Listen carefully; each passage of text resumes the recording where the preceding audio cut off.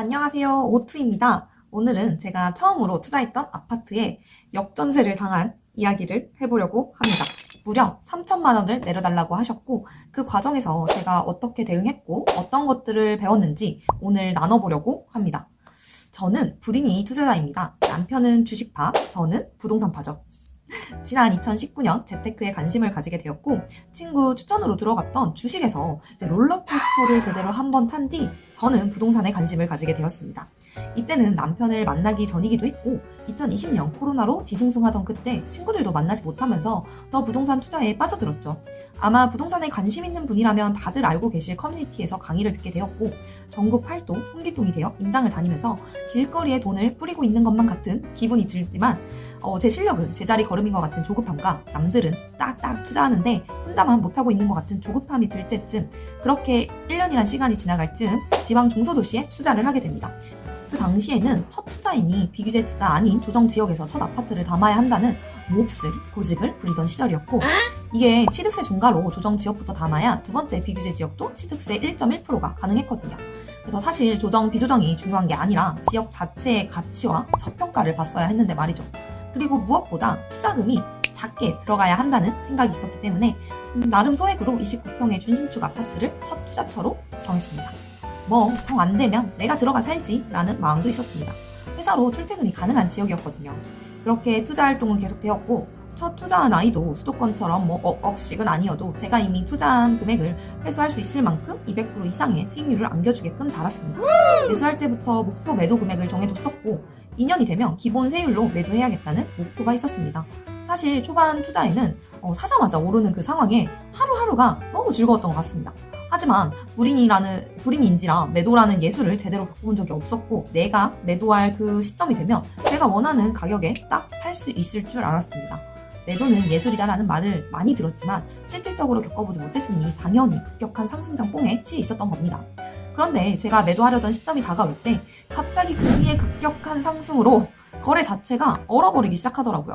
저는 좀 미리 계약일보다 6개월 이전에 매도 의사를 밝히고 부동산에 내놨지만 정말 거래가 딱 멈추는 현상이 발생하더라고요. 제가 보유 중인 단지보다 좋은 환경은 아니지만 전세가가 몇 천만 원 적게 거래되고 있는 입주장도 너무 멀지 않은 곳에 있었거든요. 그래서 목표했던 매도 금액보다 좀 낮춰서 내놨는데 정말 거래가 안 되고 29평에 거래된 가격이 34평 가격으로 거래가 되더라고요. 그러자 임차인 분께서 본인은 1년 6개월 뒤 청약으로 들어갈 집이 있으니 재연장하자고 하셨습니다. 그래서 저는 너무 감사하다고 하고 계약서는 좀 나중에 쓰자고 했습니다. 이게 저의 정말 크나큰 아주 크나큰 실수였습니다. 양 당사자가 구도로만 혹은 문자로만 말하는 건 정말 의미가 없습니다. 꼭 계약서를 작성해야 합니다. 제가 예상하지 못한 지역 이동으로 실거주도 힘들게 된 상황이었는데 정말 안일했습니다. 한 달 뒤쯤 이제 계약서를 쓰러 가야겠다고 생각했던 그쯤 임차인 사모님께서 전화를 하셨습니다. 불길하죠? 요즘 전세금이 너무 내려간다면서 본인도 해당 가격으로 살기는 어렵다며 3천만 원을 내려주면 살겠다고 하시는 겁니다. 일단은 생각을 좀 해보고 말씀드리겠다고 하고 부동산의 더 가격을 좀 확 내려서 한 20군데 뿌리고 일주일 정도 상황을 지켜봤습니다. 목돈을 드릴 수는 있지만 1년 6개월이란 기간 동안 그 돈이 묶이는 게 맞는지에 대한 확신이 안 들었어요. 그리고 시장 상황을 살펴보니 지금 좀 빠르게 마무리하는 게 좋을 것 같아서 남편과 상의 끝에 3천만 원을 1년 6개월 동안 현재 시장 예적금 이자로서 해당하는 금액을 드리기로 제안했습니다. 임차인 분께서는 너무나 흔쾌히 그러면 좋다고 하시는 모습을 보고 뭐 이사를 가고 싶으신 거는 아닌데 손해를 보기 싫으셨던 거구나 싶더라고요. 역지사지라는 말이 그때 떠올랐어요. 그래도 저와 그분의 이해관계가 맞아 떨어졌다는 거에 너무 안도가 되었고 그렇게 합의한 주 주말에 바로 방문해서 계약서 작성했습니다. 그러고 나니까 정말 속이 다 시원했습니다. 어차피 해당 계약이 전세 재계약이기도 해서 직거래로 했습니다. 굳이 부동산 사장님 끼지는 않았고요. 매매 계약서에 서로 도장만 찍고 나눠 가졌습니다. 전세 보증 보험에 가입할 예정이신데 계약 갱신권을 청구하고 금액 변동이 없다면 굳이 부동산에 끼고 계약하지 않아도 되는 것 같더라고요.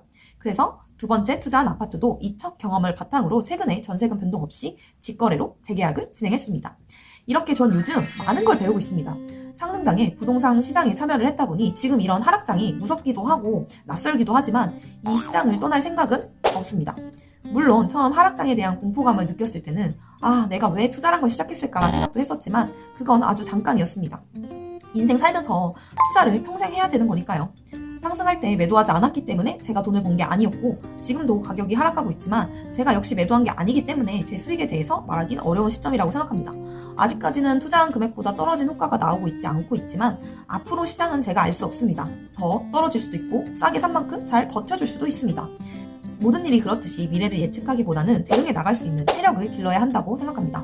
물론 어렵고 예상하지 못한 일들이 생기겠지만 결국에는 해결해 나갈 것을 알기에, 그리고 또 그걸 바탕으로 성장해 나갈 것을 알기에 감당 가능한 범위가 어디까지인가에 대해서 끊임없이 생각하면서 투자는 이어나갈 생각입니다. 역전세도 겪어봤으니 이 현금 흐름에 대한 중요성을 사실 이번에 많이 깨달았습니다. 그래서 저의 소득을 늘릴 수 있는 방법이 뭔지에 대해서 요즘 고민을 좀 많이 하고 있고 조만간 이와 관련해서도 영상 찍을 수 있도록 실행해 보도록 하겠습니다. 난 할 수 있다! 저희 오뚜 부부는 2030년에 파이어족이 되는 게 목표입니다. 단순히 일을 그만두는 것이 아니라 어떤 직장이란 물리적인 것에 매여 있지 않는 상태에서 소득을 발생시키고 시간을 자유롭게 쓰면서 좀 더 가치 있는 것들을 하려고 합니다. 그리고 그 과정을 날 것 그대로 담아가려고 유튜브 채널을 만들었습니다. 부동산과 주식 투자 모두에서 아직 성장 중이고 자충우돌이 아직 많습니다. 배워가는 중이고 저희만의 기준을 만들어가는 중입니다. 이런 저희의 성장기를 응원하신다면 구독과 좋아요 그리고 알람 설정까지 부탁드려요. 오늘도 영상 시청해주셔서 감사합니다. 안녕.